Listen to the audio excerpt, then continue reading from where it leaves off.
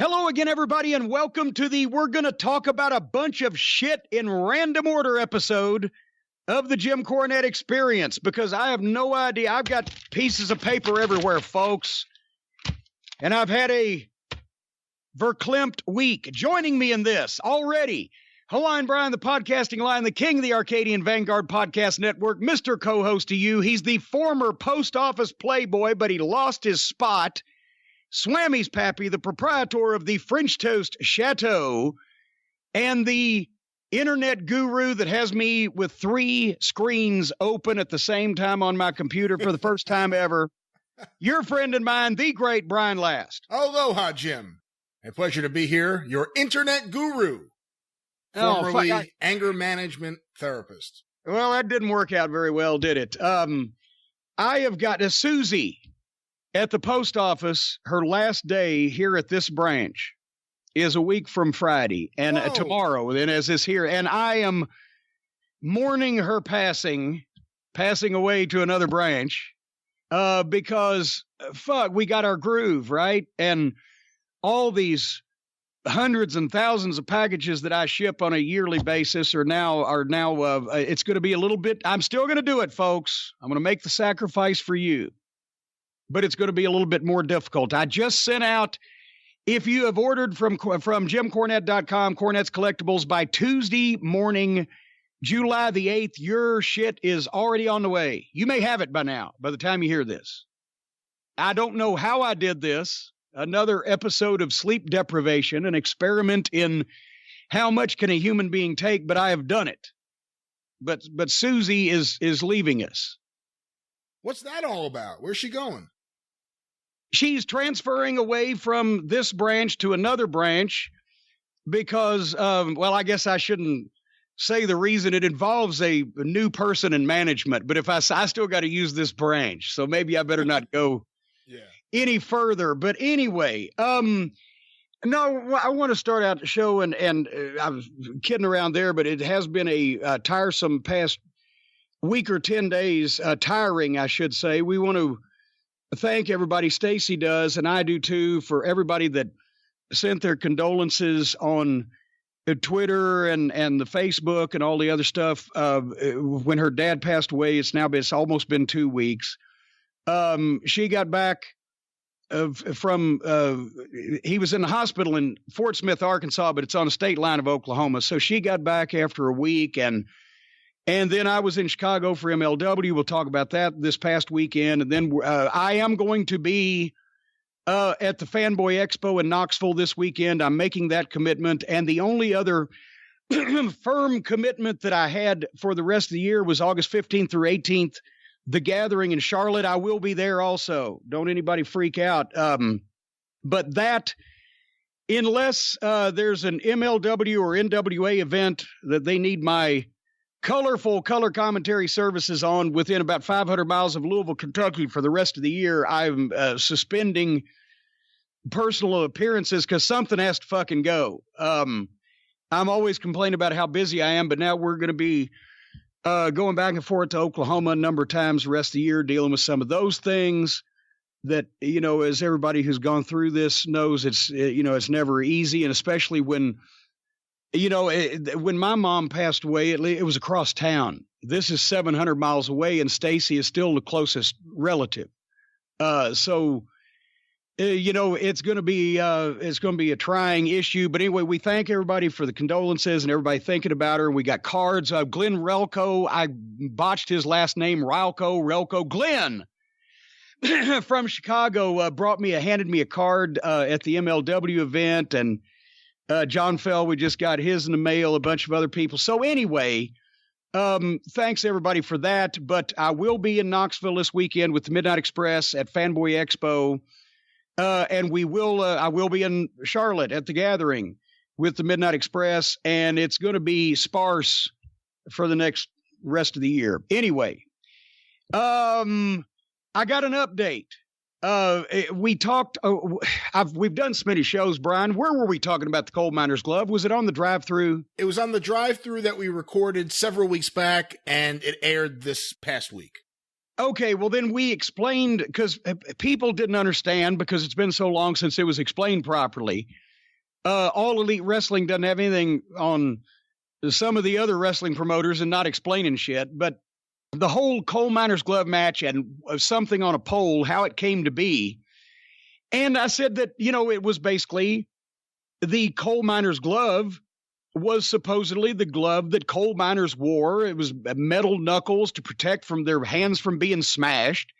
And in West Virginia, Kentucky, Pennsylvania, coal mining areas, they started that, put it on top of a pole so the first person that got it could legally use it, and one shot was it. Boom, you hit the guy with that, he's done. Well, I said I didn't know exactly who came up with it. This may be a contender because Kevin Orcutt, who's done a bunch of research on the Pacific Northwest and out there in Idaho and all those parts of the country nobody pays any attention to, Dutch Savage claimed in a shoot interview that he invented the coal miner's glove in Portland for Don Owens, but because he remembered his days of going to college in West Virginia and came up with that as his specialty match, because everybody had a specialty match. At that time, it was Apache Bull Ramus with the Indian strap. And, everybody had their own specialty match. Dory Funk Sr. with the Texas Death Match. So Dutch Savage got the coal miner's glove match. How does that sound to you? That sounds as plausible to me as anything. Yeah, I'd say so. God damn. just no incisive commentary on that. Yeah, it might be, could be. Do they do a lot of coal mining in Portland? Well, they didn't have to because and as a matter of fact, it was probably better if they didn't, because I still don't know if there actually is such a thing as coal miner's glove that they wear, but it sounds good. So if Dutch Savage, yes, Dutch Savage, I was starting to say Dutch Mantel, if Dutch Savage went to college in West Virginia and could say that and say, well, here's the glove they wore, then it might be better if it was in Portland because they didn't know coal mining etiquette. I don't fucking know. I'm just reporting these things. All right. You know what? You sound like you got a wild hair up your ass today. Excuse me? What, you've never heard that? I've never felt that. My mother always, when somebody was acting up or frisky or obstinate or in some way out of order, what'd you get a wild hair up your ass for? There's this image of Mama Cornette, like this sweet little old lady. And every time you ever quote her, it's just some filthy line. Who the hell's bothering me now? What do they want from me? There's nothing filthy about a wild hair up your ass, I'm telling you. But if you want to get that wild hair out of your ass, I can help. You know how I can help? Because the fine folks at our friends at Manscaped, and we've talked about this a couple of times now, and people were I was unaware of this, that there were special tools for your family jewels. And I've told the people how. No, seriously, I'm quite shaggy in numerous areas. And fortunately, clothing covers most of that up. But it's been a battle my whole life, especially in the hot shows, when you were down in the Mid-South area or down in Florida and you're wearing a suit and all that hair retains that water and you just soak through even quicker, right? Well, for years I've tried to, the razors, the disposable they'll fucking scrape your skin off and just pluck you instead of shaving you, or the big barber tools that sound like you're firing up a daggum a bandsaw every time it's all over, and especially for the intricate areas, those things are, it's like trying to perform heart surgery with a fucking hatchet. But the folks at Manscaped.com have come up with a line of products so that for those of us who have those issues, and let's face it, even if you don't have hair on the front and the back and the sides and the top and everything, you got some follicles down there where you want to keep fresh, not only for yourself, but also for any significant other that might be rooting around in that area. So what are you laughing about? I'm rooting around in that area. Well, sometimes if you might be passing through those parts, looking for change, looking for spare change or, whatever the case may be, You want it clean, you want it smooth, you want it lickable, things like that. So anyway, Manscaped has a complete line of products. I got this, I'm leaning over because they sent me a whole box of stuff, and I've been using this stuff. Not only do they have the Lawnmower 2.0, it's actually the perfect package 2.0 kit that features the Lawnmower 2.0, but the daggum lawnmower, I'm getting it out of its little case now. Pouch, I should say. The lawnmower is perfect because it can plug in not only into the wall, but it can plug into your computer. It's got one of those things. I don't know, one of those USB things, whatever the fuck. You can charge it anywhere, so there's no cord on it. It's silent. You hit the button and it's handheld shaped, so you can hold it in your hand and you can get to all those. Because especially as I've gotten older, to get to some of these areas requires sometimes a chair, a mirror, a step stool, a couple of slings. But anyway, you can get to these areas easier. And then the plow that comes in this beautiful little pouch also, and a little carrying case, is the prettiest little razor that you've ever seen in your life, that has a special, if I could open the goddamn box. There we go. I was going for the wrong plate. It is chrome. It's shiny.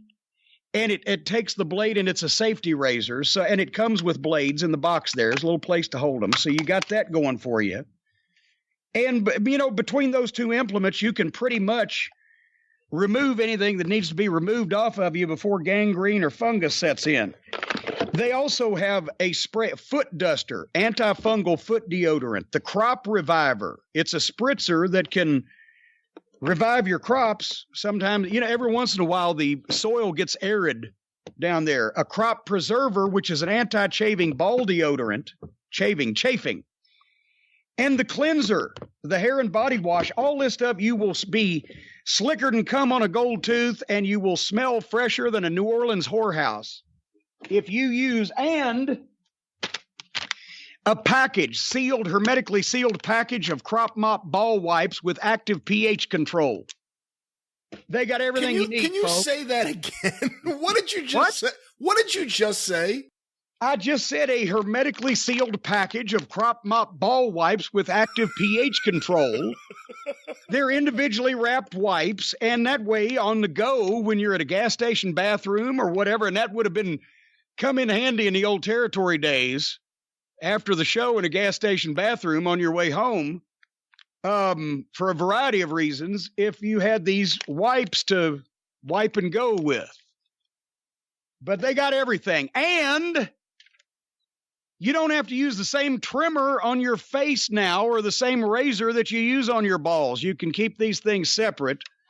As I mentioned, precision tools for your family jewels, skin-safe technology, 100% waterproof on this shit. You can use it in the shower. And Mr. Johnson and the boys will thank you, and you will thank me, because if you go to manscaped.com and I forgot about the cologne too, because I got that in my toiletry bag. They had a nice thing of cologne that, you can spritz, especially in these 100-degree buildings. And I know a lot of people out there listening to me are in these wrestling arenas in the summertime, and it can get funky like a monkey. But anyway, manscaped.com, go there and put in your promo code JCE and get 20% off, free shipping, and a free travel bag to hold all these goodies in. And I got one of those too, and it's a nice little, it's not even fair to call it a shaving kit. It looks like a Louis Vuitton piece of luggage. Manscaped.com, promo code JCE, 20% off, free shipping, free travel bag, and happy balls and taints. And even if you want to go all the way back there, sometimes that's where skid marks come from, folks, when you don't go all the way back on your shaving, because just regular old toilet paper, you need wetness, or you need to get rid of that hair, because it's a germ retention center, just the filth. So just clean it all out with Manscaped. Well, I told Mick Foley one time, I said, he was asking me lines for Dude Love, right? Like the old Handsome Jimmy stuff and everything. And I said one time, you ought to go out there and say, Dude Love is just like cheap toilet paper. And he said, why is that? I said, because you don't take shit off anybody. He didn't say that though. Yeah.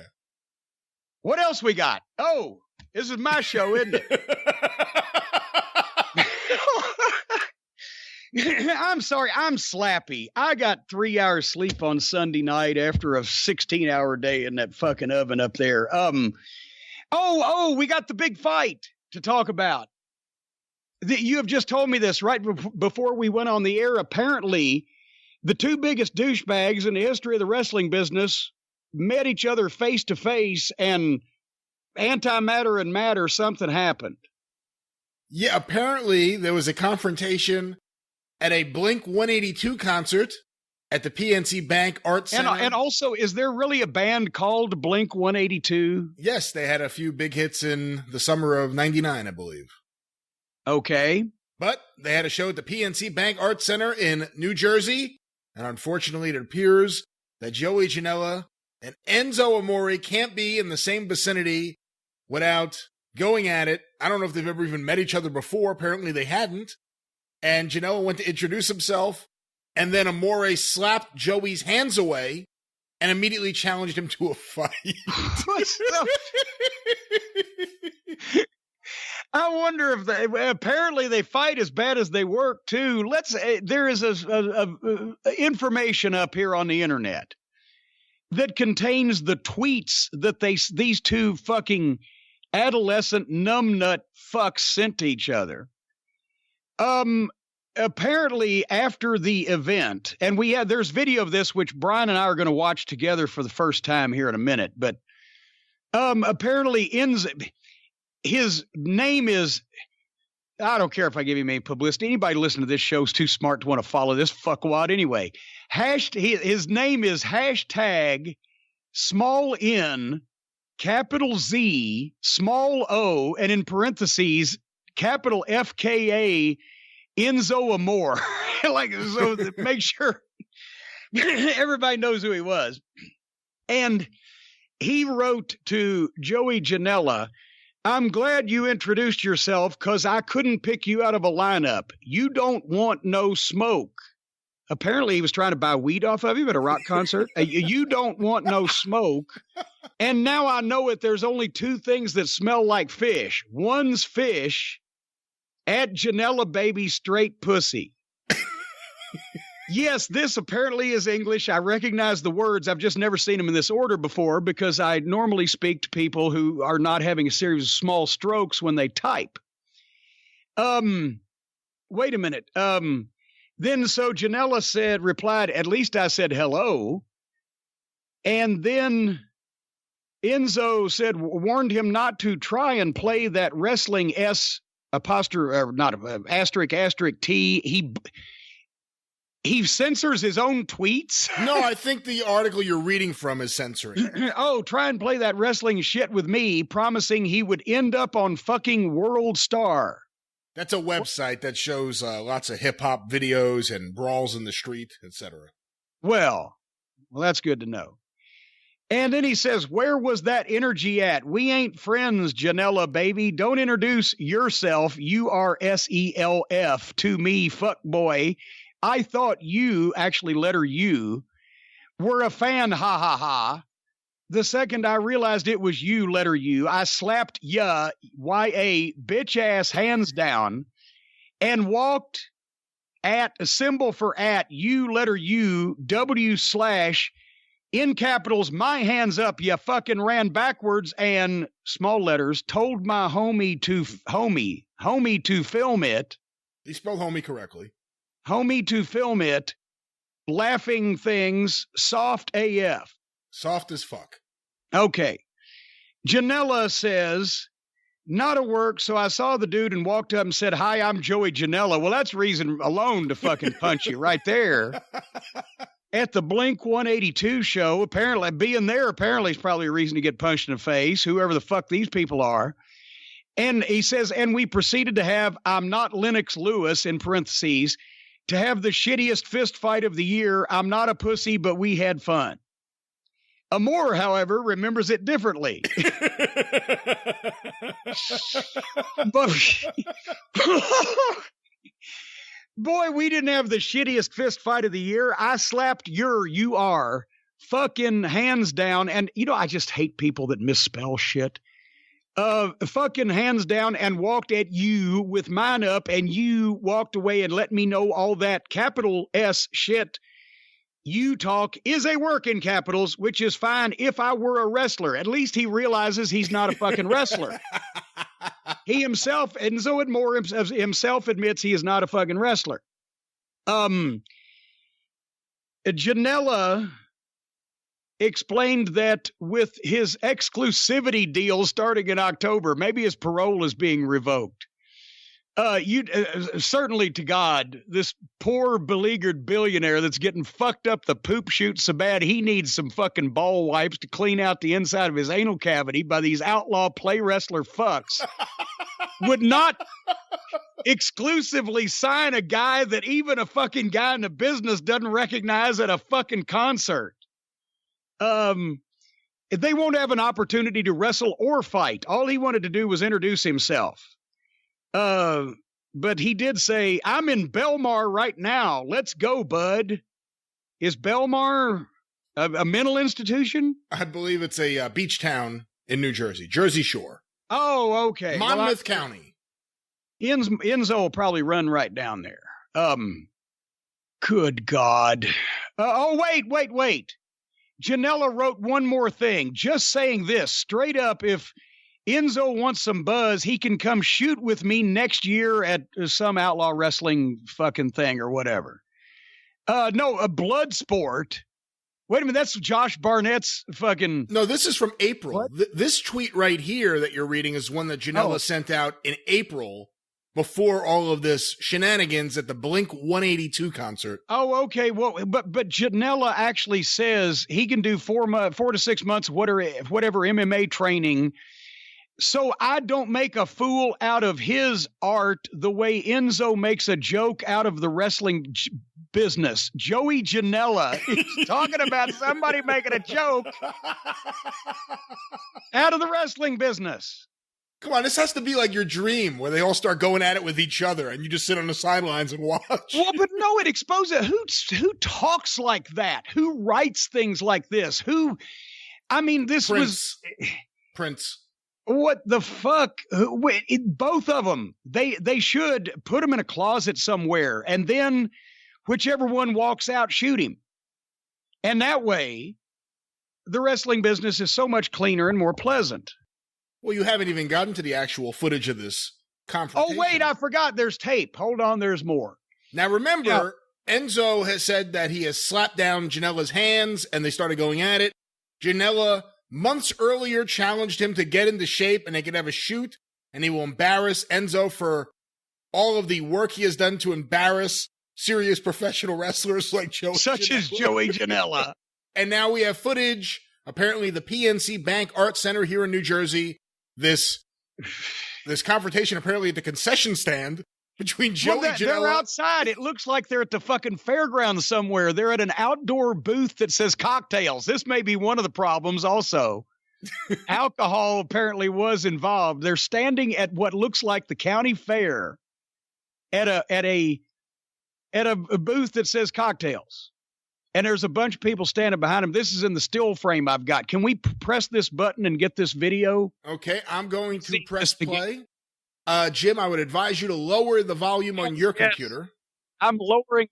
I'm trying. I don't know how. There. I think you lowered your own volume, but anyway, let's see what happens here. Off, and then back. I don't know what you're doing over there. Let's play this video now. And then Janella up. And then it says, watch again. What the fuck? Hold on. I didn't even play it yet because you kept breaking up. I can't hear you, can I? Are you still there? I'm still here. You lowered the volume so much that you couldn't hear me. Let me play the video again so we can have the audio here on the show. Well, I thought there was going to be some video of this big fucking fight. Well, let's play it one more time on a count of 3. 1, 2, 3. I'll whoop his ass, boy. I'll whoop your drunk ass, boy. Pussy boy, I ain't you want back up, boy. You don't want back up. Get your guy, dude. Get your guy, dude. Get your guy. He's good. Get your guy. He's good. Come on. Get your guy. Yeah. Well, there you go. Well, there you go. And they didn't come within 6 feet of each other. No. This and somebody was shooting this, or this is obviously a work. You think this is obviously a work? Well, somebody would have hit somebody. But they're not working together anywhere. Enzo works with Ring of Honor. There's no way AEW would sign him because the fans would all start killing themselves. They're both outlaw mud show, untrained attention whore play wrestlers who are mentally deficient and think somehow by blinking at 182 and getting on fucking, Death Star, that they're celebrities in the world that they live in, comprised of other mentally deficient people who like the kind of wrestling that they allegedly do. So, and I would have never seen any of this had it not been for their wrestling connection, the wrestling sites, and you bringing it up. So, because I have a brain and don't frequent these kind of fucking outlaw bullshit things. So they're trying to get over. What if you're going to put your hands, both of you are going to put your hands up and fucking start going back and forth, somebody's going to hit somebody.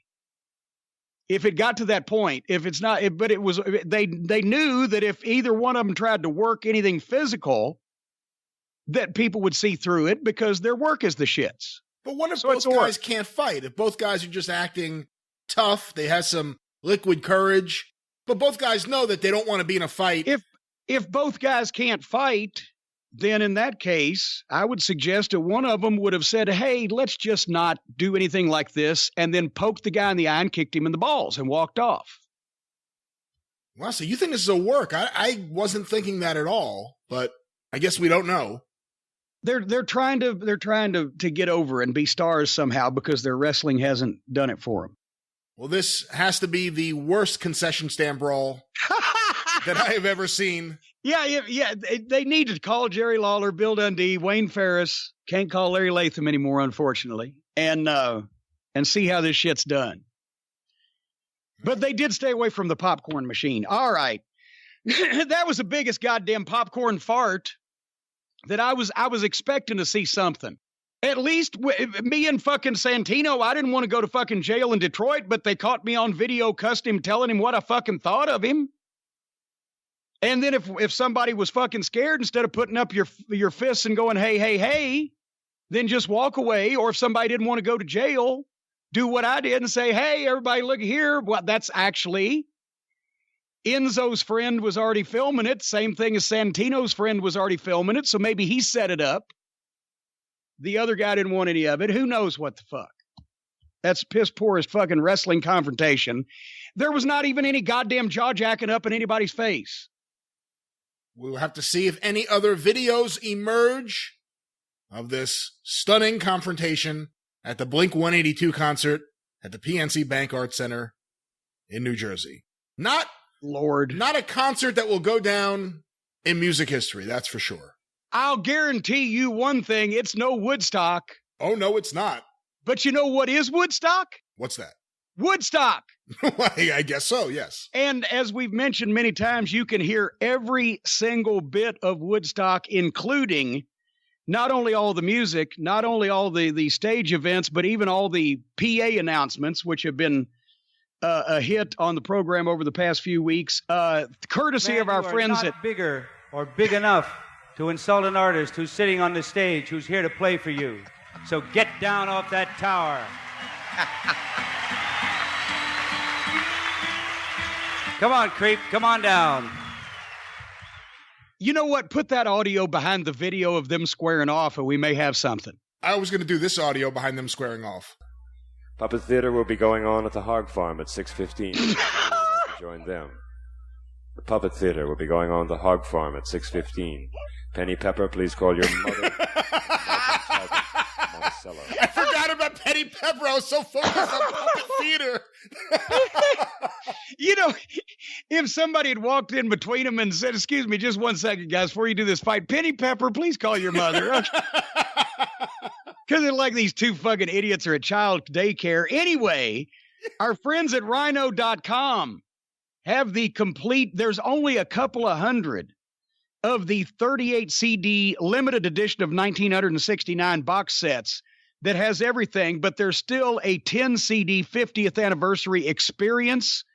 There's a 5 LP or 3 CD 50th anniversary collection. And not only that, but courtesy of our friends at Rhino.com, if you go there and use the promo code JCE, 10% discount site-wide on everything except the few remaining 38 CD box sets.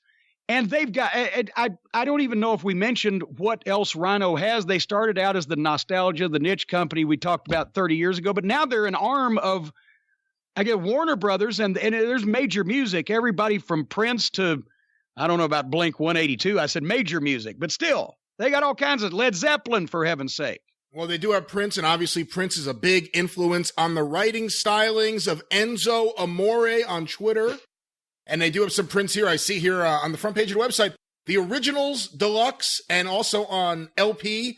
I'm going to just look at some of these names. Whitesnake, Aretha Franklin, Kate Bush, Rush, Curtis Mayfield, Depeche Mode. Remember you falsely labeled Depeche Mode as disco a couple weeks ago here on the show? Yeah, all right. Joni Mitchell, MC5, Lindsey Buckingham. This is just on the front page here.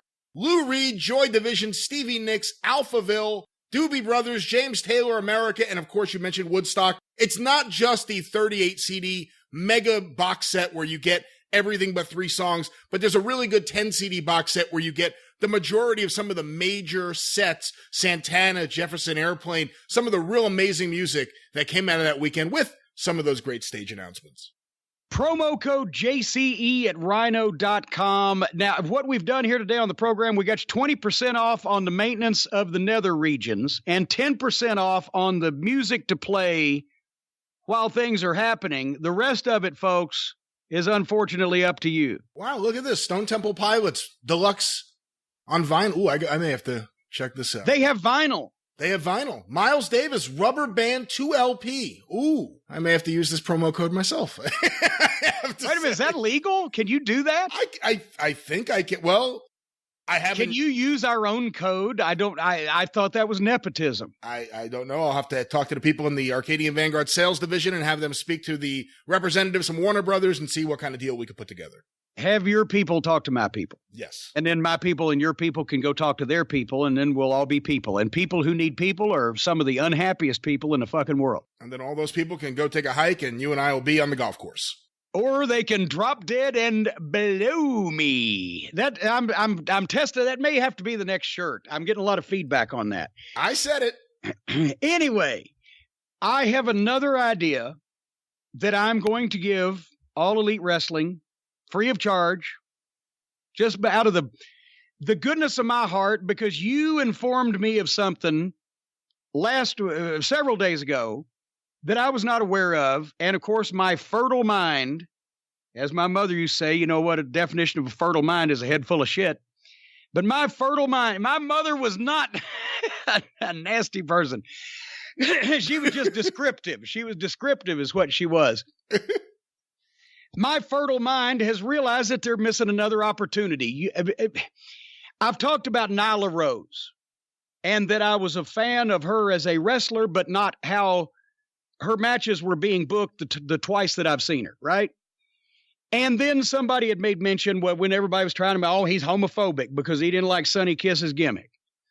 Well, he says good things about Nyla Rose, and I took that to mean that she was, now I don't even know the terminology, gay, member of the LGBT, whatever community, which there's no problem with that either. But then you said, no, wait, the news now is that she is transgender, which means she was born as a male, but now is a female. Okay, there's nothing wrong with that either, except, once again, they have missed a way to get attention, a way to get someone over, a way to get publicity and news, a way to get themselves in front of the public.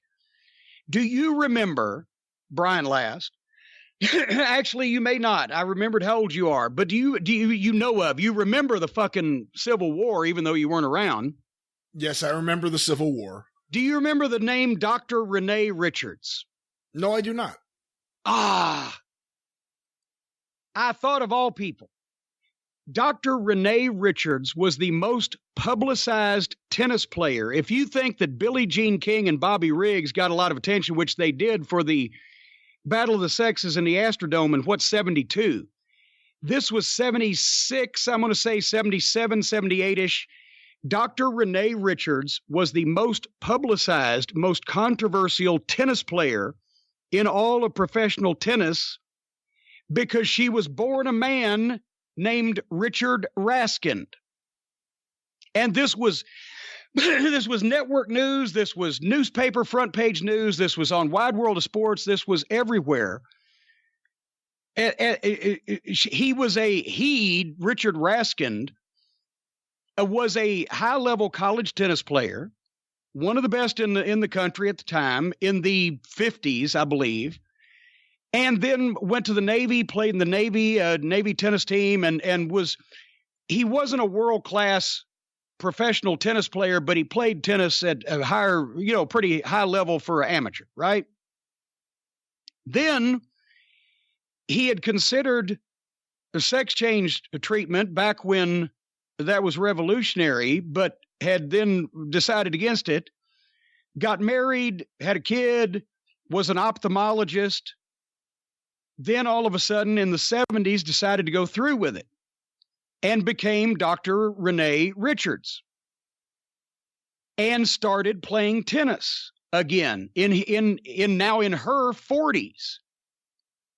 And nobody at first knew, but then the story came out and she became the most controversial athlete in professional sports in the United States of America because the deal was, wait a minute, even the women tennis players were going to hold on here now, pump the brakes because we're effectively playing anatomically, biologically, we're playing against a man.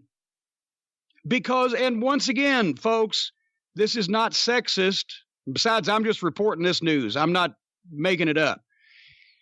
This is not sexist. It's not homophobic or any kind of phobic.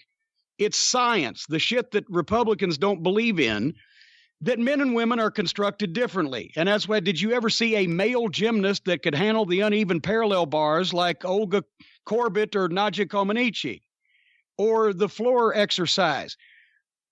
At a high level, trained professional athletes, elite, the best in the world at whatever their sport is, women are naturally better because of their anatomy, at agility, quickness, because they're lighter.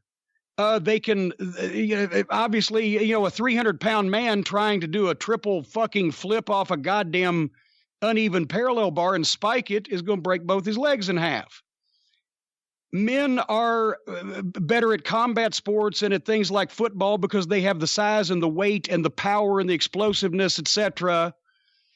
A football player can't fucking do floor exercise, and a female floor gymnast, can't goddamn knock the fucking tackling dummies off the blocks in a pro football scrimmage. This is just science. So, besides the fact that in the 70s, everybody was freaked out over a sex change operation to begin with, the controversy was now these tennis players are competing against a man. But the thing that leveled it out, and Renee Richards said herself, if she had had that surgery when she was 22, she would have been the best woman tennis player on the planet. The thing that evened it out somewhat was that Renee Richards at that point was in her 40s, whereas all the female pro tennis players, the original female pro tennis players, were in their teens and 20s and etc. But still, Renee Richards played at a high level and did better in doubles than in singles because where a little bit of the work was taken off of having the cardio, right? But it was a huge controversy. The Tennis Association, that's where they instituted that the female tennis players had to take some kind of chromosome test or some kind of test to determine their sex. And then there was the thought, well, wait a minute, what's stopping a fucking mediocre male tennis player from having, like, if somebody would go through this to win a tennis tournament, but still having a sex change operation and then, dominating women's tennis. And it was a whole goddamn deal. So, once again, All Elite Wrestling with Nyla Rose, instead of just having her go out there as another one of the talent, as we usually say, one of the boys on the card, but in this case, one of the girls on the card, why are they not revealing this? Why is there not a controversy over this? This could be done any number of ways. If it was a transgender woman who was close in size to the other girls, then she could be portrayed as a sympathetic figure, that she just wants to belong and she wants to be doing what she wants to do with other people that she feels that she identifies with. And she could be a sympathetic figure and somebody that would bring a positive message. But since Nyla Rose is so much bigger than the other women, then the first thing you should do is get her a manager. And I'm not lobbying for a job, a female manager that would come out and would preface her arrival by saying, I have signed the woman that I believe is going to dominate the women's division in AEW for forever. And whatever and then finally reveal her and reveal the story. And now, is this fair? That's the question everybody's asking. She's not only 100 pounds bigger, but she was born a man, so she has an edge over the women in combat sports because of the way that anatomy and physicality is. And it could be, and then you could build up a baby face that could find a Gail Kim for the Awesome Kong that could eventually topple the beast. But in the meantime, she could be dominant over all the other women, and this controversy could rage, and it would get in the newspapers. It'd be on television, but they're too worried about making everybody feel good and including everybody and not hurting anyone's feelings. Rick Rubin told me specifically when he was financing Smoky Mountain Wrestling that was the problem with wrestling at that time, that it was too homogenized and sanitized because of the corporations, because Vince selling ice cream bars and Turner Broadcasting sending out memos saying that a show about gratuitous violence should not include any gratuitous violence. He said it was the same thing with the rap business, same thing with the music business. What great musical act of the 60s and 70s, all those revolutions, and then in the 90s with rap and hip hop, didn't offend somebody? What great wrestling angle was done or character ever got over that wouldn't offend somebody, especially the heels, by the nature of it? That's the idea. You stir people's emotions. You get them on one side or another. As with politics or professional sports or, well, wrestling now, between the play wrestling and the real wrestling fans. This could be a news-making thing and topical.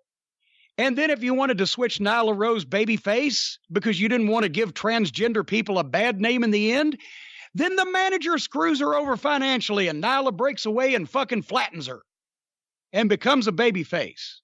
And then she gets another run.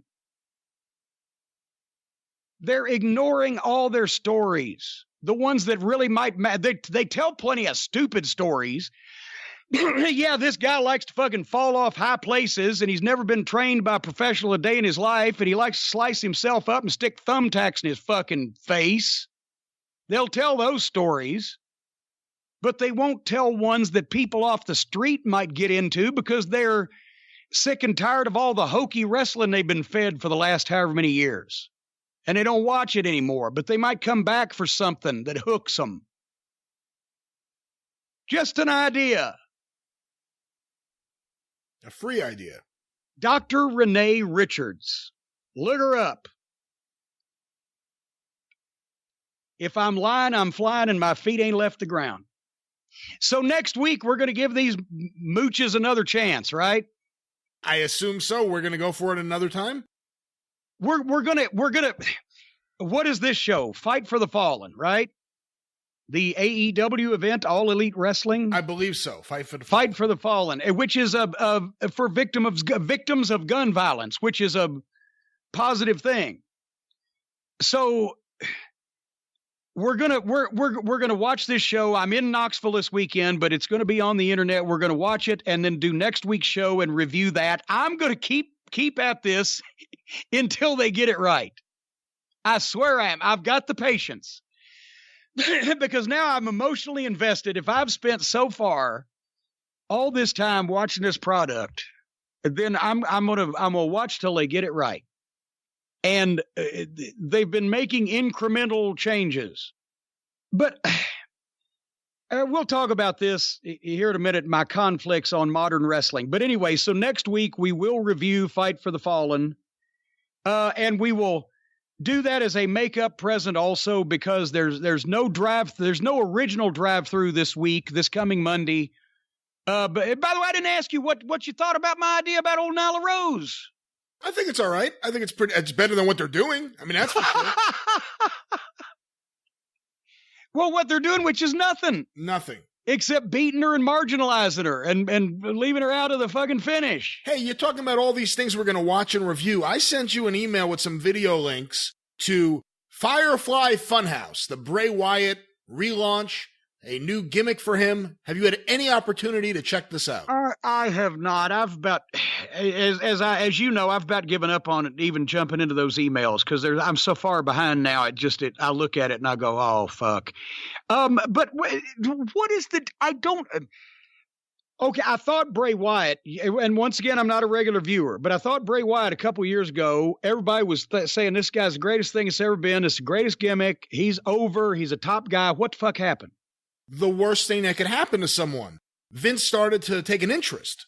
Oh, boy. And then thinking he had good ideas for it, and the Bray Wyatt character that was so hot a few years ago really, really cooled down. It did some silly stuff with him. So now he's back, and again, this is why you need to see these videos. He's kind of like a demented Mr. Rogers. He's hosting his own version of Romper Room with puppets and crazy characters, even an evil Vince McMahon puppet. And he does things like the Muscle Man dance. And something that maybe more fitting on Adult Swim, but it's on WWE television, or at least has. Well, now is this? See, when I heard you've asked me to watch this before, and when I heard Firefly Funhouse, I'm what the fuck is this? One of those things that's just, is it so silly and stupid I got to see it to make fun of it, or is it one of these things where this guy is so good that he's taking something stupid, silly, and fun, and somehow making it good? I think, and obviously to each their own. I think it's a guy who is so good at what he's doing. He has taken something that, when you just think about the concept, may not be the best thing in the world, but he's made it so that you do want to tune in to see where he's going with it next. And he has an incredible intensity. I think you should check it out. I think there's going to be elements that you hate. You may hate the whole fucking thing. But I also think you're going to think that maybe he's doing something very special here with his Muscle Man dance. All right. In that case, I can't promise by next week, but by the following week, then we'll try to make that a priority. Okay. Real quick, because I got a story about Sami Callihan I want to tell, but I wanted to recognize a couple things from the MLW event this past Saturday, and I'm a little hoarse from screaming again. The live special, Kings of Coliseum, was on beIN Sports. And folks, I'm not just putting this over because I'm on it, although I did do a wonderful job as usual. But sometimes I actually enjoy admitting I was wrong about somebody. And I'd never knocked this person in public because it wasn't like he was the shits or anything. I didn't see anything at first couple of times.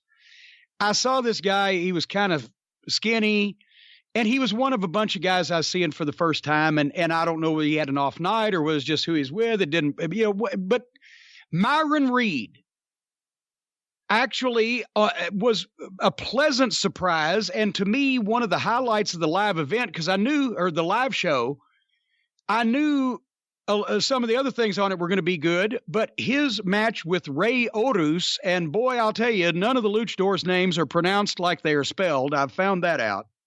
But Myron Reed and Rey Horus on the live special, Myron Reed is painfully thin, but he's in good shape, and he's a good athlete, but he and Horus had a fucking pretty rip snorter of a fucking modern style match. They did a lot of good shit, but they did it well. There wasn't a lot of bobbles and obvious, continuity issues.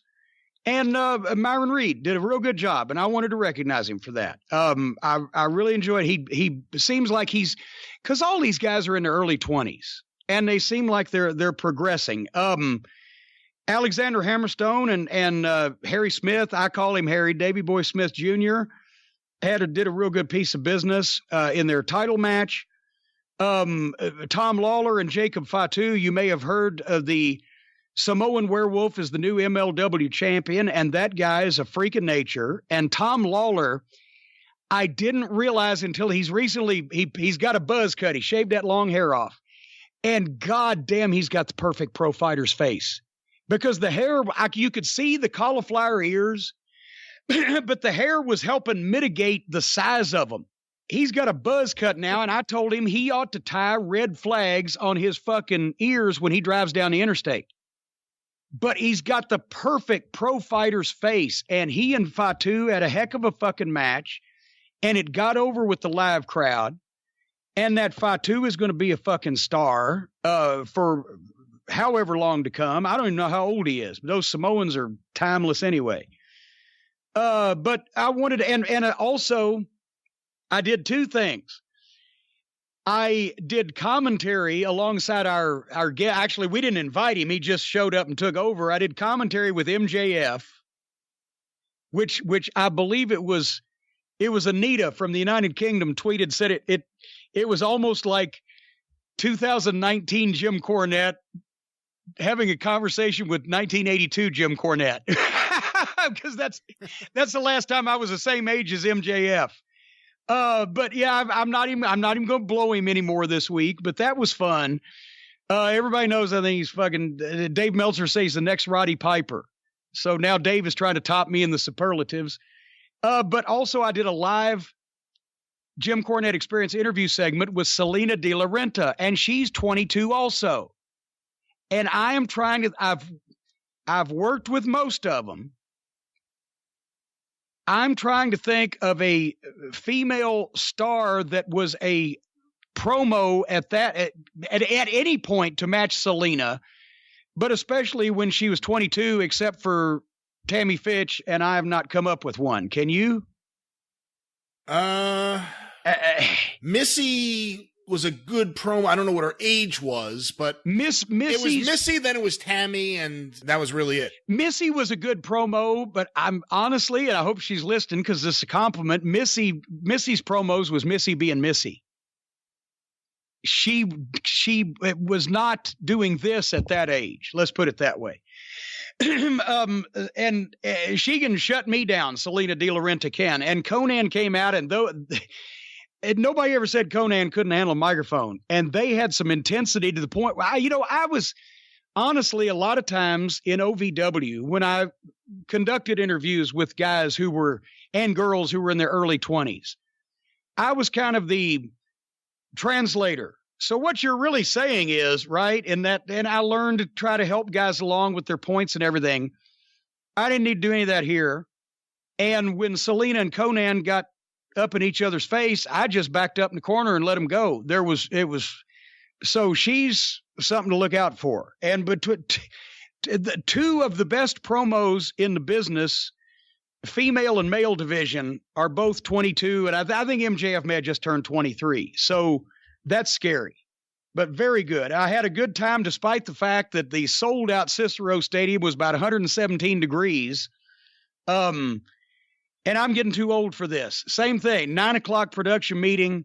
You're at the building from noon until midnight.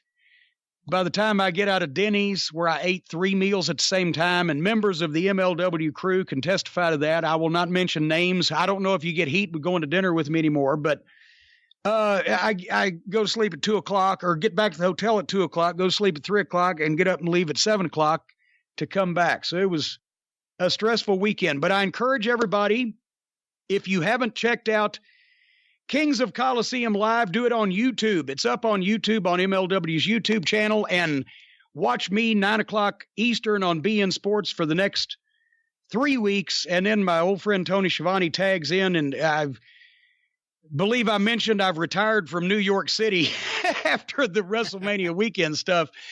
But thankfully Tony's tagging in on that, and And then we will go from there on my peeking my head out. But while I was there, I wanted to know in my own mind, I wanted to try to talk to a few of the people who once again shall remain nameless, who have dealt with, know, or were around this fucking Sami Callihan at the last taping, right? Because there was the big controversy again. I'm sitting there minding my own business at the commentary table, and here comes Sami Callihan on his entrance and does the water bottle spit spot on me and Rich Bikini, as it turned out. And then goes and has a garbage match with poor old Mance Warner, who has talent and has personality and should stay away from this stuff. And I wish he would quickly, the death match bullshit, because he's a real wrestler, can be. But anyway, they have that match where Callihan goes into business for himself, tears the building up, gets fired. Then afterwards blames me for getting him fired and said, well, I was standing up for Sonny Kiss. And I've told everybody that I don't like to, even though we talk about the intricacies and the inside working of the business, I don't like to expose how the sausage is made on an ongoing, a current program that's ongoing, and expose other people's business, you know, for the sake of my program. But in this case, I am going to tell for the first time out in public my whole unvarnished dealings with Sami Callihan to illustrate that I don't know why that that's why I'm conflicted. I don't know why I give some of these guys the time of fucking day. I really don't.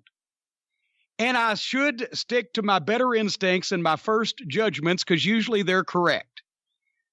But in this case, we shall recall that Sami Callihan a couple of years ago was on Impact Wrestling of all places, having to nearly kill a guy for fucking no money and a fucking, you know, glorified indie at this point.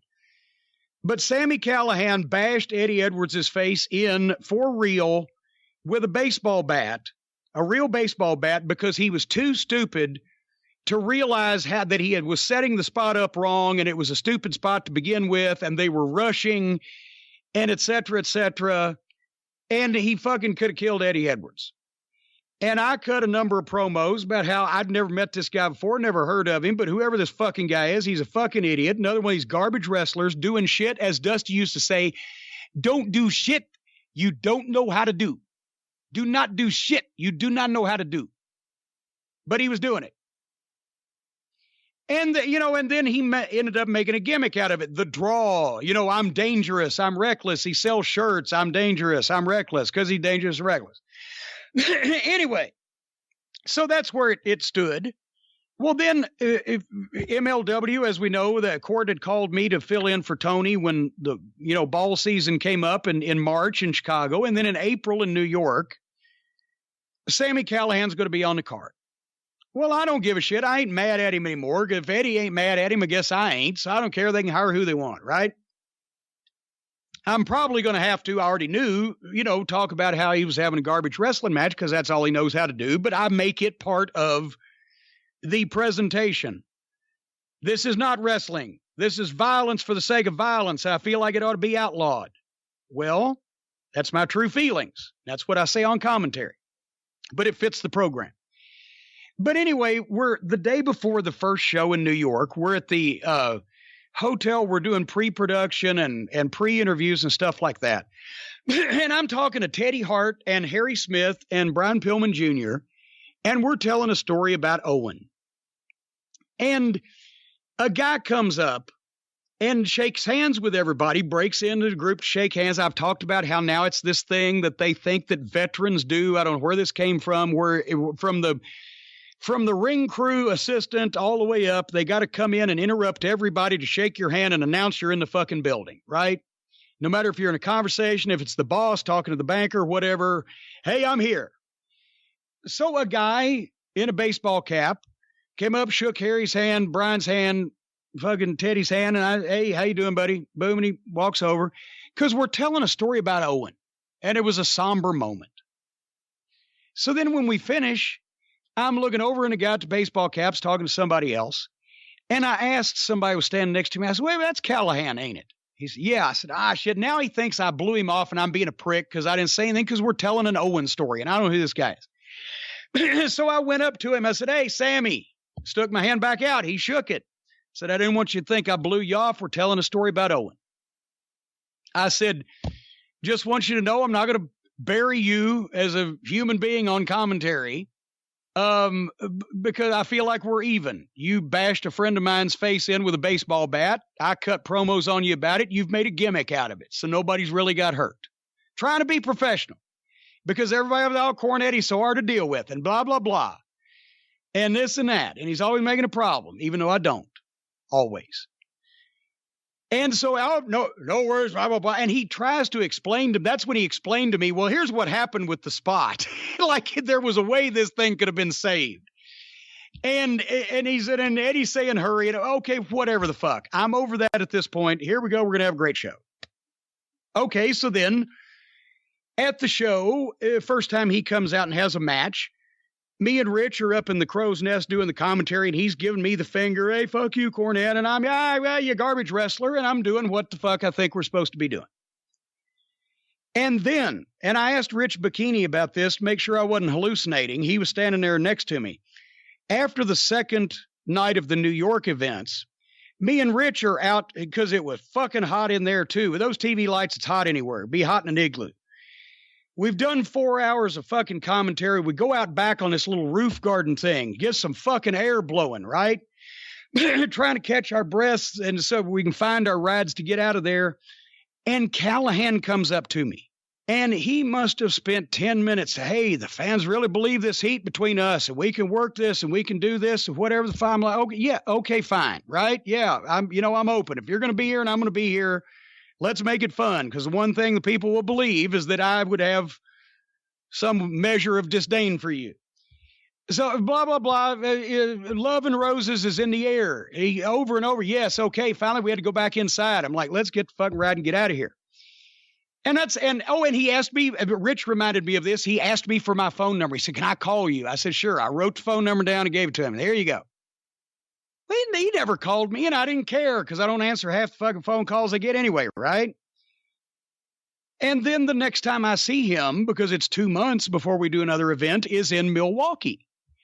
Well, now in Milwaukee, I had actually not physically seen him, spoken to him, laid eyes on him until we were sitting out there at the broadcast, because Rich and I go out about 6:45. A lot of guys were late. I don't know whether he was one of them. I had my own shit that I was doing and that we were doing and that I was producing, so I didn't work with him. I didn't see him, don't know whether he's there, don't care. So I don't know what kind of mood he was in. Otherwise, then, I've had people tell me, well, he seemed preoccupied all day, seemed like something was wrong, seemed strange, even for Sammy, was one of the quotes. But this is where I'm opening up a little bit of the sausage making. I didn't say this before, but I'm going to say this now to illustrate what a numbnuts this guy is. He was made a producer for Major League Wrestling. He had an opportunity not only to wrestle for MLW, but he was also a producer, because it's hard to find experienced guys that aren't already tied down to another company that can help produce matches. And by produce, I mean the producer is the conduit between the talent, the booking staff, and the production crew. The producer finds out what the booking staff's vision is, goes to the talent and helps them realize that vision, and then goes to the television production people and enlightens them on how to shoot that production that's about to go on. And Conan, for a while, was doing a lot of it himself, especially with the high Hispanic quotient, where English language is an issue with communicating, right? And Conan speaks both, and so does Selena. Speaks 3 languages. That's another thing she did on The Experience, by the way. She was talking about being named the female Latino entrepreneur of the year, and she bungled entrepreneur because it's a hard word for me. English is my first language. And she came right back with businesswoman. I speak 3 languages. I don't care. Anyway, so Conan, and then Conan has just had I think an operation fixing some of the damage he's done to himself over here his years. So he was not in Milwaukee. So they had a few extra people that they were trying to okay, we're going to give you a match or two and see how you fare as a producer. And Sami Callihan apparently books his own events. I can't imagine what those look like, and has some experience in relation to most of the young talent on the roster. So they let him agent his match, and I think even another one. So what Sami Callihan went out and did was, without telling the booking staff or the production crew or anybody else for that matter, he went out and in his mind had what he actually called on Twitter a great or a 5-star or a match of the night, quote unquote, garbage match with poor old Mance Warner, who was just doing as he was instructed.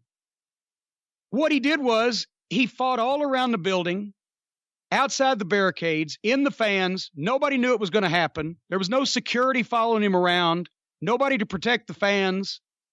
I guess it's passé to try to protect the wrestlers from getting attacked by the fans, but you still have to protect the fans. Damaged building equipment. First time that the company had been in the building. Caused thousands of dollars in damages with his garbage wrestling match. Meanwhile, it wasn't the match of the night. The match of the night was the Von Erichsen Lawler against the Contra unit, because they had a wild match that was, the magic was worked to where nobody was in danger that could sue the company, and nothing was broken that would get us kicked out of the arena. That type of, professionalism, that type of thing, something these garbage fucks don't know anything about. So not only did a wrestler endanger the company, because all it would have taken, since they were out there by themselves, nobody knew what they were doing. That's why most of it didn't air on television, by the way. That's another thing. This fucking moron, this buck-toothed shithead that fucking is all of 5'9" and 210 pounds, so he has to wear a flak jacket to look like he's got a body, and he has to stand up straight and lean his head back so he looks like he can scrape 6 feet and bow his chest out like he's a fucking badass when he's a piece of shit. He not only went out and endangered the guy he was working with being involved in a lawsuit, he endangered the guy he was working with and himself taking all those goofy bumps and bleachers that didn't air on television, because since nobody knew where they were going, there were no cameras to shoot it. There were no fucking, they had to do everything on the fly. There was no fucking security to protect fans. If anybody had got hurt, then what would have happened? Somebody said, well, this is on TV. We'll just sue BN Sports and MLW because they've obviously all gotten millions of dollars because it's on TV. And then Mance Warner, the opponent, would have been named, because they always are, everybody involved. They almost got MLW kicked out of a building the first time they'd been in it. And he was supposed to be a representative of the office, supposed to be setting an example for the rest of the locker room. So he blew it. He blew it. He blew it on a variety of fucking levels. And then, here to top it all off, I thought, because of my previous contact with this fucking outlaw idiot, I thought, okay, I'll work with him. When he did the water bottle spit spot, I thought, okay, he's a fucking, heel wrestler. He's trying to get over. People will talk about it. So I do the fucking commentary. Here was what actually happened in the truck, since nobody knew any of this was going to go on. Cord Bauer thought that I was really mad. He thought that I was shooting. He didn't know that I was working with Sami Callihan. He had already mobilized Harry Smith, I think Joseph Samael, a couple of the agents, to be standing by in the locker room in case that me and Sami Callihan got into a fucking hey rube. Because he was convinced that I was going to kill him or try to kill him as soon as I came back, to the point where as soon as the show was over, I had one of the producers over my shoulder when I was taking my headset off. Are you okay, Jim? Are you all right? I said, yeah, I'm fine. Fucking tired, sweating. What? You okay with Sammy? I said, yeah, he was working, because I thought he was working. So I was working. But in the bizarre world that is professional wrestling, my employer, the promoter, and all of the staff thought that I was really fucking mad and going to kill Sami Callihan. I was working, trying to get Callihan's shit over because I thought he was working with me. But come to find out, he really was shooting because he was really standing with Sonny Kiss and he really did want to spit on me. And then he goes out and he gets his ass canned for being a garbage outlaw wrestler and then turns around and blames me for getting him fired when I was the only one that night that wasn't mad at him. Did you follow that train of logic, Mr. Last? I did. The train derailed a little while earlier when you said... Can you believe this? I was the only one that was working in the whole thing. The company was really mad at him for doing all that shit. He was really mad at me because he's a demented, indie fucking minded outlaw mud show fuck, and he'll never smarten up, and he doesn't know how to wrestle with the big boys, things like television and mainstream fucking publicity, etc. He was mad. He gets himself fired. He blames me for getting him fired because he did all that shit, and I was the only one in the building who wasn't mad at him about it. Because I didn't know that he hadn't cleared all that shit since he was supposed to be an agent. I said, why are they doing all this shit? Court said they didn't want him to do all this shit. How did he talk Court into doing all this shit?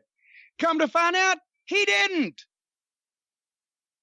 So for once, I was the only person not letting my anger get the best of me in the building.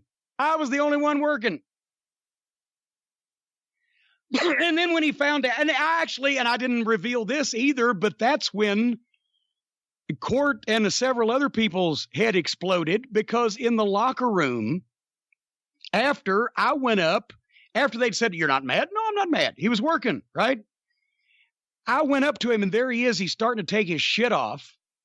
And I thought, if I was a heel in his position, I'd have probably done the same thing. So that's, so I went up to him, he's taking his shit off, and some of the office is standing there with him.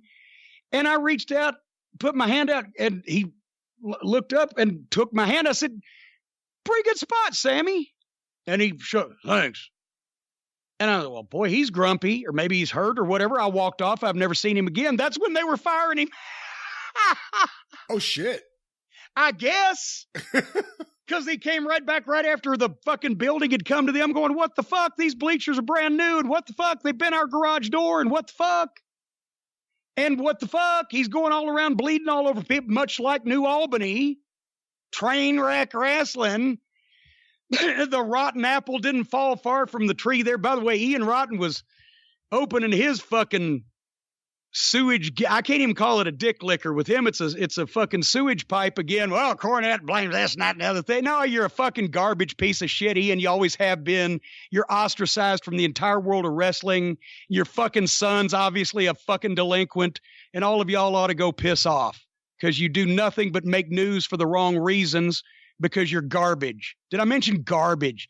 Anyway, so that's the last I saw of Sami Callihan. And then a couple of days later, when I saw on Twitter that he's claiming that I got him fired for spitting on him, that's when I called Court. And I said, "Court, what does this guy really think? That was he mad? Was he shooting?" And that's when Court told me all the shit that he had done that he wasn't supposed to do. So then when I saw a variety of people this weekend, I asked around. I've got to know, he really was mad at me. The fact that I said that Sonny Kiss looked like he got off his day job at a drag show at the Tropicana in a bad wrestling match, criticizing a wrestler's gimmick. And I'll say it again because I got nothing to fucking apologize for, because there was nothing homophobic about it. As I've mentioned before, I don't give a fuck who he fucks or don't fuck. If you're having a bad, silly wrestling match, I'm going to talk about it. That he was really mad enough that after he's already, "Oh, we can do this and that, and I can work with you, and I can get over working with you," is what he was thinking, that he's going to do the spit spot to stand with Sonny Kiss and then go out and have a match where he gets fired. And then I think the fact that he had a garbage match and got fired, I think, was immaterial with me. I think he actually thought that people would like it, because these fucking outlaw guys have never been in that position. They don't understand what it's like to be sued because they don't have anything. If Tony Khan doesn't watch out his outlaw roster, he's going to find out what it's like to be sued. I'd sue a billionaire for anything. Tony Khan probably gets sued if somebody gets a sunburn off the hot TV lights, especially if they go out in the crowd and get blood on somebody or kick somebody in the shin or knock Junior's front tooth out. These outlaw mud show fucks don't have an idea what it's like to play in the real world when you have television and you have sponsors and you have big shit that you got to take care of. And they can't just go out and do whatever they want to have the 5-star match of the night that he'll never have anyway, as long as he fucking lives. I know how Sami Callihan could have a 5-star match. If he pours gasoline over himself and sets himself on fire and burns to ashes in the middle of the ring, I would give that 5 stars because it would be a boon to the wrestling business. But anyway, so that's why I'm so conflicted, Brian, because of stories like this. I try to be professional. There's a bunch of guys on the MLW roster that are going to be stars, just like on the NWA roster, just like on any other roster, whether I'm affiliated with a company or not. There's guys up and down the roster that are smart and serious and dedicated and have talent and are going to be stars if they stick with it and don't get hurt. And also on every other show, every roster, there's people who have no business being there and they're playing wrestler. And I'm conflicted because unfortunately, most of the shit you see on the internet, most of the stuff that everybody wants me to talk about, most of the stuff that gets all the attention is the invisible hand grenade bunch or the fucking dance routines or the fucking science fiction or the video game match or just stupid shit or jumping off the roof or let's roll around in barbed wire. What do you think of this? When I go to a show infrequently and I see guys like people I just mentioned, the Von Erich boys, that, you know what? I wish they were younger and I wish I had them in OVW because they would already be big stars in this business. Because they have all the athleticism and they have all the desire and they're coachable as fuck. They just have not had the experience. They just haven't had a chance to over and over do this repeatedly with people criticizing them every step of the way. That's how you get good. That's OVW. That's any other great training program. Over and over, repetition in front of people and being critiqued by people who know more than you do. I love working with these guys. I love working with guys like MJF or Tom Lawler or any of the people that I mentioned where you can show them little tricks that just because they're great wrestlers even now doesn't mean that they don't know about shit from 30 years ago or that they know about shit from 30 years ago that's not done anymore. You can show them a little trick or you can show them a little line or you can give them a little suggestion that they can make their own. Or give them a little advice. I love doing stuff like that for guys that are serious, for guys that have ability, for guys that are taking this business, dedicating themselves to it and serious about it and want to get over and want to do it the right way. And so I when I get around that, then the old sickness comes back where I enjoy the wrestling business and I want to tell these stories and they want to hear them and I want to give them these tips and they ask for them. And one young man who shall remain nameless was asking me about how to use a particular gimmick. And I mentioned to him the donut hole, and he looked at me blank. Do you even know what the donut hole is, Brian? I do, because you've explained it a few times in the past here in the experience. A donut hole is an invisible, fictitious gimmick that you can use at any time to get heat from the people and make your match easier. And when I explained it, the guy's eyes were like, because he would have he's seen it. You've seen people do this. If you've watched old footage from the 70s and 80s, you just didn't know there wasn't anything there. Except if he put it away in his trunks and got it back out of his elbow pad, then that was a fucking tip off. But anyway, I enjoy just talking about wrestling to guys that are serious about wrestling. But then I see shit like that, unfortunately, the poor old All Elite Wrestling is foisting off on its pre-show, or these goofy matches on the internet or at these mud shows or where they put out the public health advisories or where they have the play wrestling, cosplay wrestling crowd. Wrestling's supposed to be silly and fun. And then not only do I not want to have anything to do with it, I'm sorry I was ever involved with it. Because the first time I talked to Tony Khan, it's been a year ago, I was excited for 5 minutes. A billionaire is going to start a wrestling company. And then I found out, because he told me, who he was going to be in business with. And then my heart sunk, because I was back 15 years ago telling Dutch Mantel we were in TNA. That fucking douchebag Dixie Carter. The people with the money don't know how, and the people that know how can never get the money. So I was excited for All Elite Wrestling. Hopefully still, right? But when I heard who was going to be involved, I said, there's no way they can be serious. They are going to make wrestling for this only video game crowd that is only a certain age. Pan that crowd. Look at those crowd pans on those shows. 18 to 34 men, no hair and a lot of beards. No women, no kids, no older people. When wrestling was presented in major arenas, there were babies in arms and there were people so elderly they needed help getting to their seats. And sometimes they were all in the same family. Men and women, blue-collar workers, white-collar workers, attorneys, doctors, people that pumped the sewage tank out, babies, kids. If you've got a mainstream attraction, you need mainstream people. And nobody but a bunch of fucking video game nerds between the ages of 18 and 34, male, and are going to, it's a fad. That is a fad audience.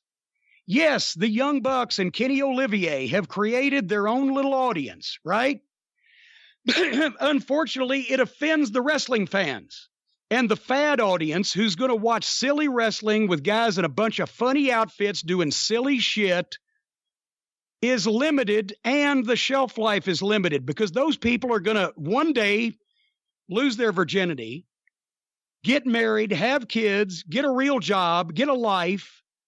Do you think they're going to be watching the Young Bucks matches in 30 years and, oh my God, this was state of the art?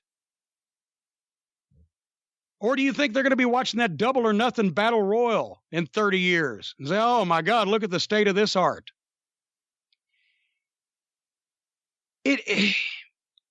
They are creating a new fan base for whatever it is that they are doing. Yes, I agree with that.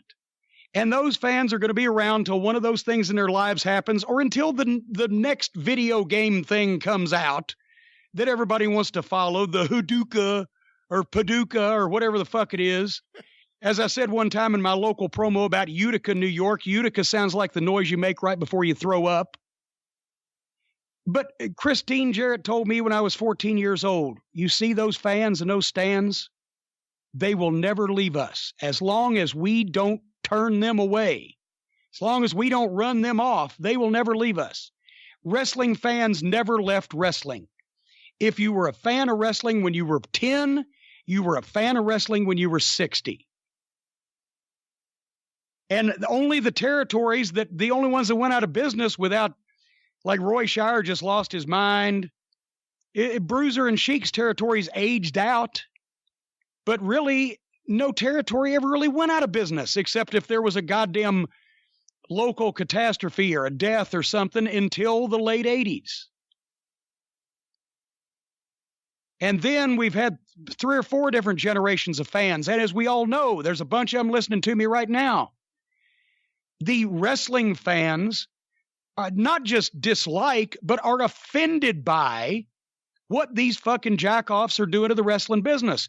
A wrestling fan from 1970 could watch Jacob Fatu or listen to fucking MJF or fucking watch a Tom Lawler match and not be offended, but not this fucking cosplay bullshit.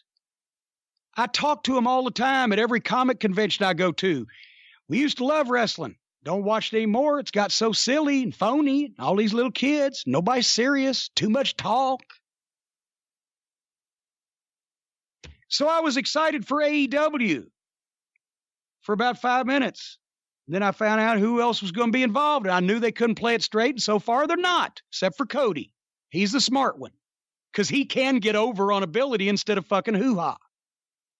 And I didn't expect, even though then, that they would give every outlaw, darling, untrained play wrestling fuck a job, a high-paying job on this poor fella's money. Who's next? Pockets? My little...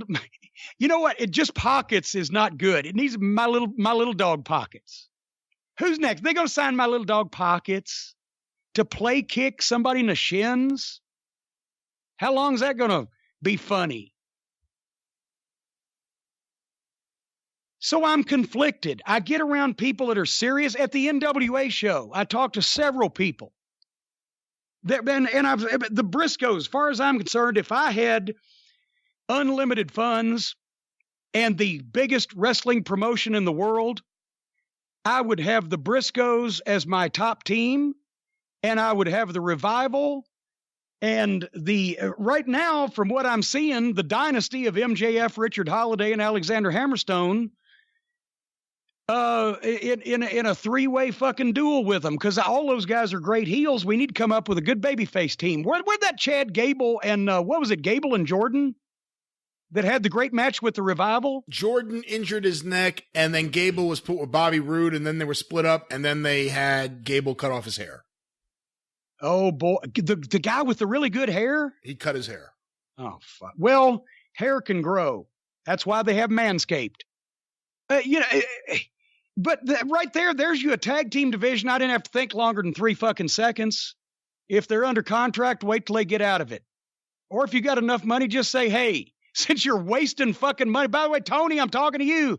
Since you're wasting money on people with no legs and fucking untrained outlaw fucks that get in drunken fucking pussy fights with other deranged lunatics at a fucking beer stand, just pay their respective fucking employers $2 million and get you the Revival and the Briscoes and Revive Tag Team Wrestling instead of playing around with this bullshit.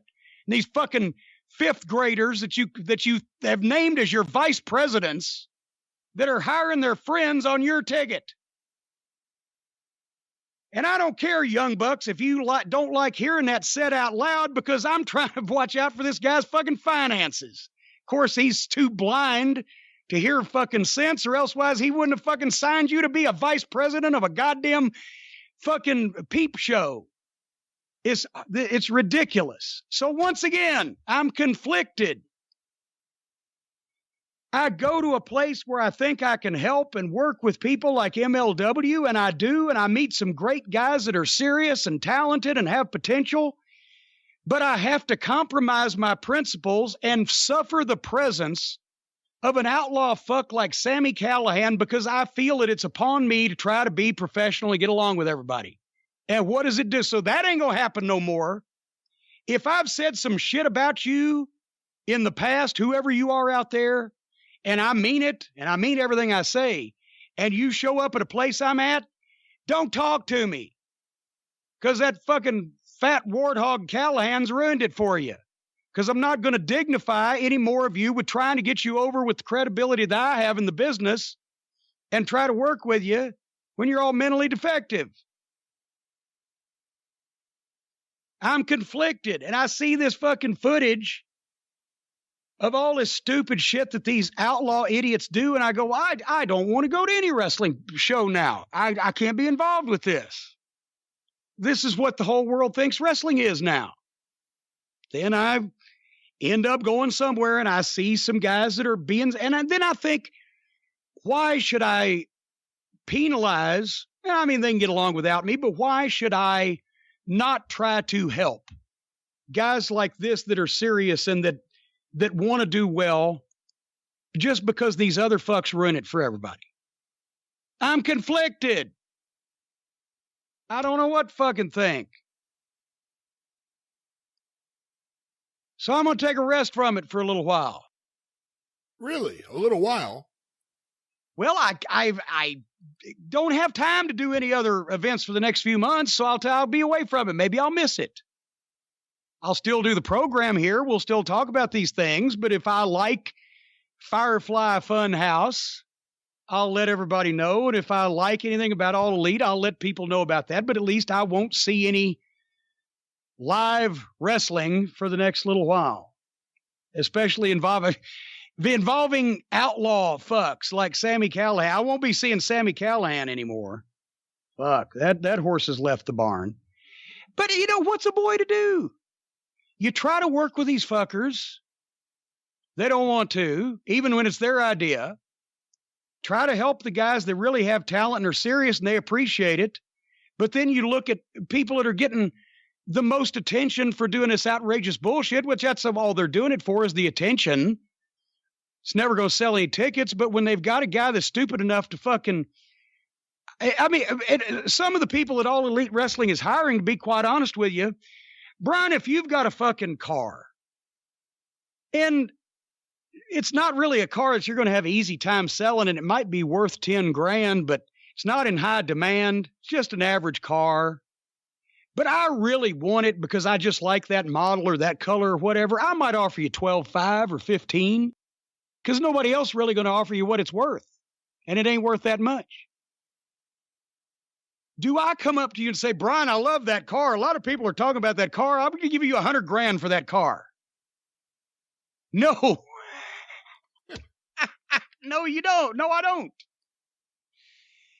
And from what I've seen, poor All Elite Wrestling is signing a bunch of people that nobody else wanted to fucking sign to begin with. For good reason. Because they get in drunken fights with other fucking outlaw mental deficient goofs at fucking beer stands, at concerts involving bands that I've never fucking heard of, and I've heard of a lot of fucking bands. You never heard of Blink 182? Oh, I've heard it. You know how I heard about them?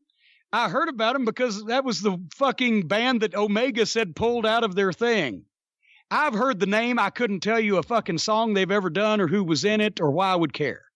But anyway, that, you know, so if people wonder why wrestling makes me so crazy, it's this. It's a sickness you get in you where you love wrestling. It's just harder and harder to find. And you want to help the people that are good at it, that can perpetuate it. And conversely, you want to call out the people who are an embarrassment to it and who make it look like shit. But often I think that those people outnumber the people who really want to be serious and good. And it does me good to get around some of those guys at MLW or the NWA or wherever I might be, to see that there still are people that can do this and want to do this right. But it's frustrating. And add to it the fact that I really don't give a fuck what any of these assholes think, because if they can't listen to the fucking truth, if you're going to sodomize my dog in front of me, if you're going to make a joke and mockery of and make the wrestling business look like shit, I'm going to say whatever the fuck I want to say to you. And I don't give a fuck what you think about it. And if you want to fight me, well, I'm almost 60.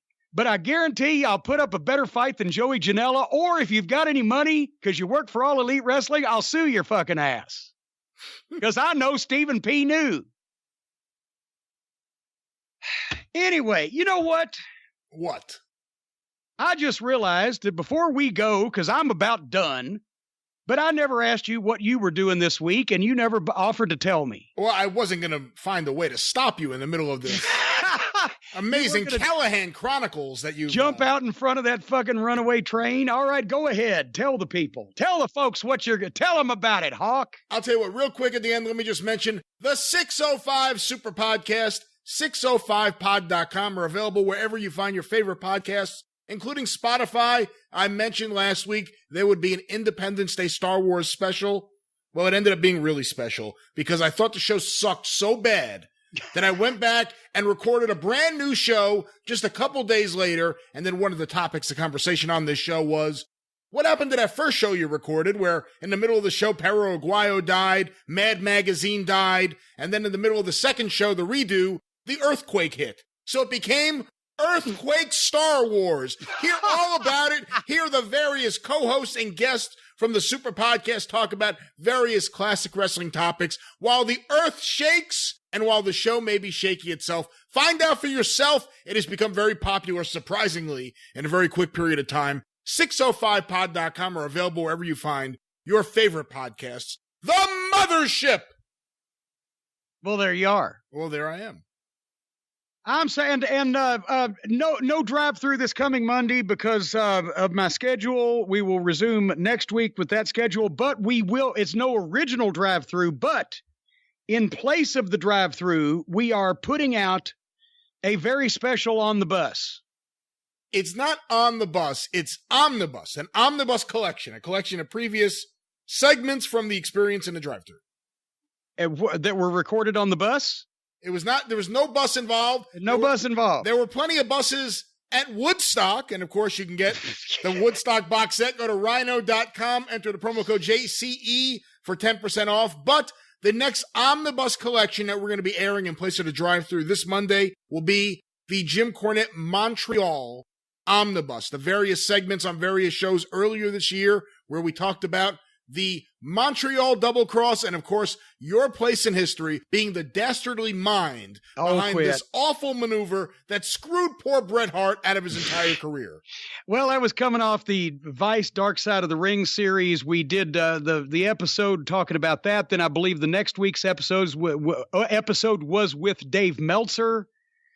And we will put all that together and then follow up with other information. It'll all be there on the bus this coming Monday on the special drive-through edition feed about the Montreal Double Cross. And we'll be back next week and we'll talk about, I'm cheering for them at this point. Just you got all the money in the world, guys. Quit giving everybody's best friend a job. Quit letting people talk you into just because all 750 Outlaw fans like the fucking guy that sticks his hands in his pockets. Doesn't mean he's a fucking professional talent for a major organization. Do more of the good stuff and less of the bad stuff. Have the serious talent come and the fucking bogus talent stay home and give us a show and we will rave over it. So hopefully they'll do that this coming week. Young Bucks versus Cody and Dustin Rhodes. Actually, if anybody can make the Young Bucks have a wrestling match, it'll be Cody and Dustin Rhodes. So we'll see what happens. A segment with Chris Jericho where he will be doing something or saying something. Who knows? It could be anything. Well, if Chris Jericho's talking, I can think of worse things. You got the rest of it there? What's the rest of it? The rest of the card, Jim, you also have SoCal Uncensored versus the Lucha Brothers.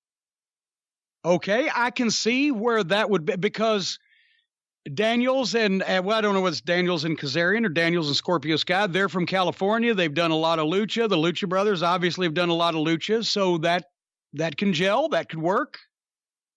Brandy Rhodes versus Allie. I've never seen Brandy wrestle, and I've seen Allie wrestle. But I'm not keeping my fingers crossed, but we'll see. Kenny Omega will grace your television screen against Shima, or is it Sema? I don't even know. I think it's Shima. Shima. Well, Shima was okay.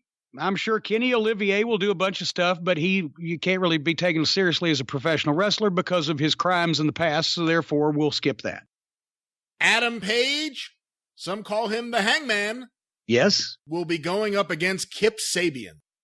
Okay, I love Adam Page, and I haven't seen that much of Kip Sabian, so we'll see what happens there. That may be good also. It appears this is the last match listed. I don't know if there'll be a pre-show because if there is not a pre-show... The pre-shows usually get over so good. This may be the first show they've had without a multiple-person... Wow! They're listening! But there is a 6-man tag match, and this match will be Jimmy Havoc, Darby Allin, and Joey Janela of Blink-182 fame versus Sammy Guevara, Sean Spears, and MJF. Oh, good God. So they've put Ric Flair in the middle of 5 TBS jobbers that Ted Allen brought up in a fucking minibus. You think Darby Allin's Ric Flair? I was talking about MJF. I know. I'm fucking with you. And you know, and I was conflicted on Darby Allin also because he's got a great gimmick. Then I found out it wasn't a gimmick. He really does like to fucking jump off shit and hurt himself and fall and hurt himself. And he and his friends spray each other in the eyes with pepper spray and shit. So he looks great as a gimmick. And I thought he was working it great. Then I found out he wasn't a gimmick. And also he's 140 fucking pounds. Did you hear who his wife is? I wasn't at the wedding. I don't have any idea. I don't know this to be a fact, but it was recently said on. Well, then we must mark down because we never say things that aren't true here. This is alleged to be something. It is alleged to be something. I'm looking it up as we speak, and apparently it is true. As recently revealed on 605 Superpodcast Earthquake Star Wars, okay. Darby Allin is married to Priscilla Kelly, the tampon girl. Oh, seriously? I'm serious. Okay, then fuck both of them. Then they're done in my mind. Never mind. I was trying to give the guy as much as I could, but no, fuck no. It's so now they're teaming up in marriage to destroy the wrestling business with their fucking unsavory bullshit and fucking hokey play wrestling. All right. Wouldn't be the first marriage to try and destroy the wrestling business. If I was MJF in that match, I'd pull a Sid Vicious and I'd get the flu to go play softball because it's just. Once again, why would you put a main event money drawing talent in the middle of a bunch of fucking backyard play wrestlers doing bullshit and fucking, and that Jimmy Havoc, that's another one.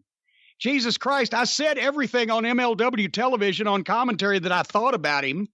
And I don't know what the fuck. Do you know he couldn't make the second date of the 2-day New York WrestleMania weekend dates in MLW?